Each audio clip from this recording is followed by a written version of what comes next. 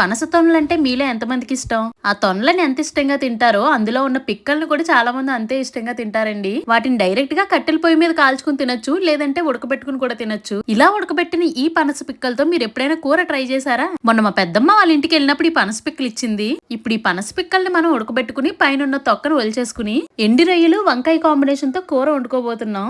ముందు ఆయిల్లో కడిగిన ఎండు రొయ్యలు వేసుకుని బాగా ఫ్రై చేసుకుని ఆ తర్వాత కూరకు సరిపడా ఉల్లిపాయలు పచ్చిమిరపకాయలు కూడా వేసుకుని బాగా ఫ్రై చేసుకోవాలి. ఇప్పుడు ఇందులో ఫ్రెష్ గా దంచిన అల్లం వెల్లుల్లి పేస్ట్ వేసుకుని వేగనివ్వండి. ఆ తర్వాత ముక్కలుగా కోసిన వంకాయలు వేసి బాగా మగ్గనివ్వండి. ఇప్పుడు అందులో మీ టేస్ట్ కి తగ్గట్టు ఉప్పు, కారం, మసాలా పొడి వేసుకుని బాగా వేగనివ్వండి.